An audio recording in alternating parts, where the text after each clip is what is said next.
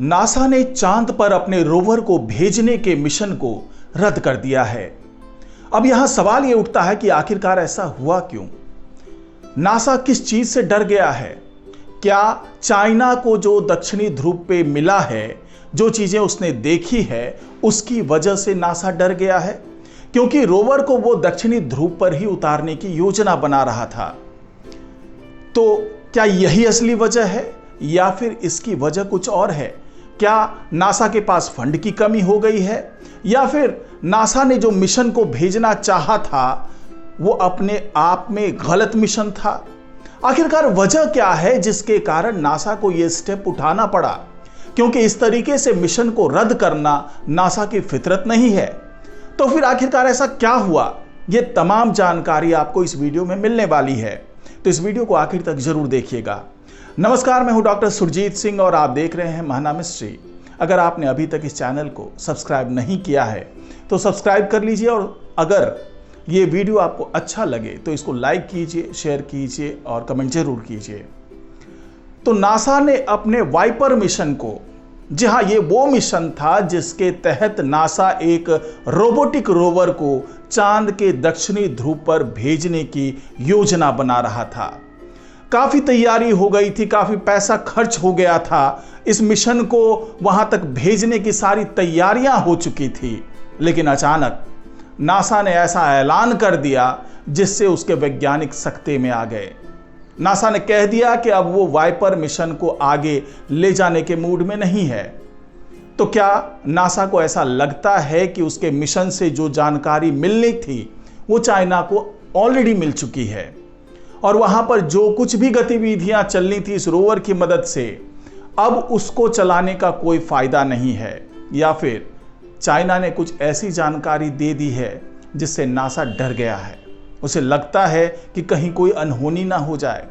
तो वैज्ञानिकों ने जो जानकारी दी है वो भी बहुत चौंकाने वाली जानकारी है।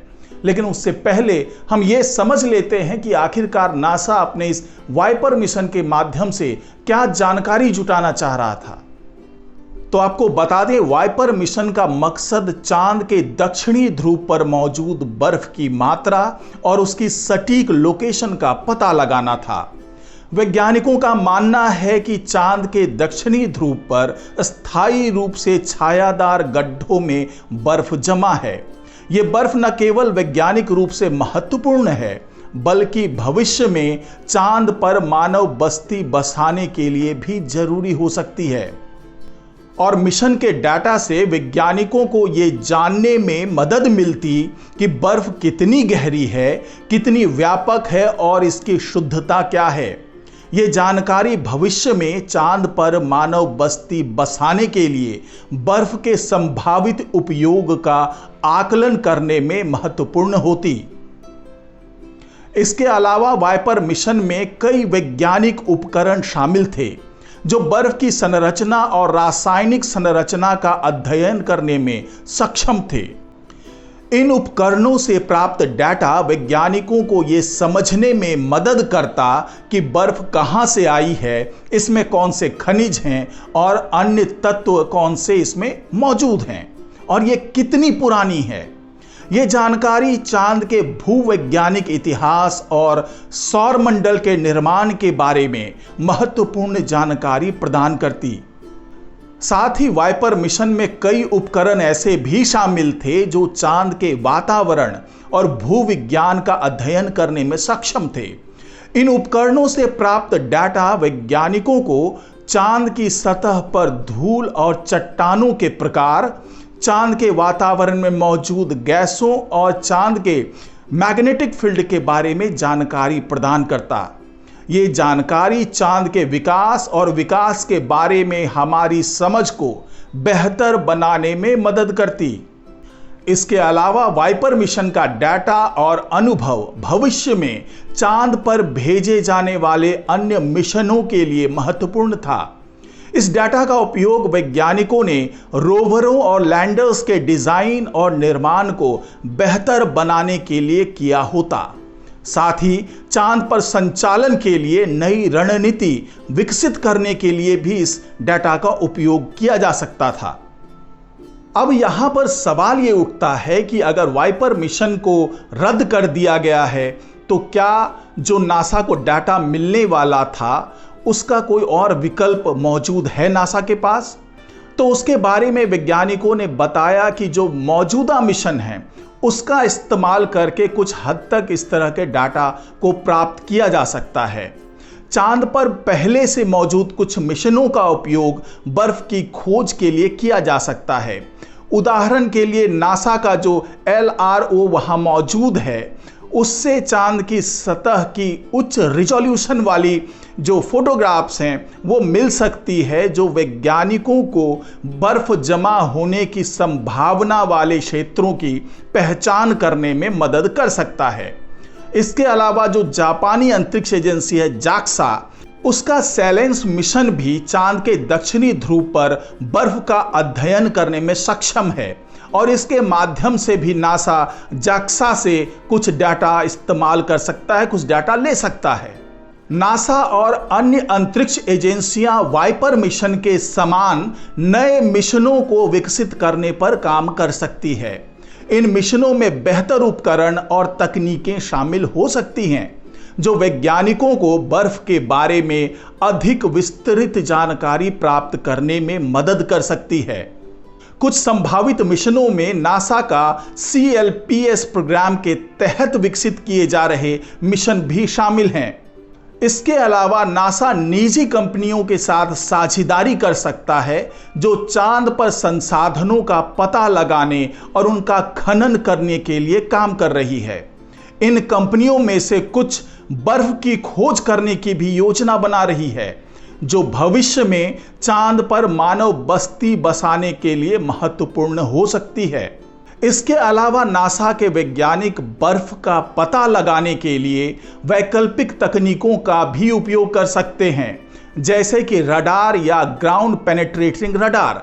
ये तकनीकें वैज्ञानिकों को बर्फ की सतह के नीचे के फोटोग्राफ्स प्रदान कर सकती है जो इसकी गहराई और वितरण का अनुमान लगाने में मदद कर सकती है।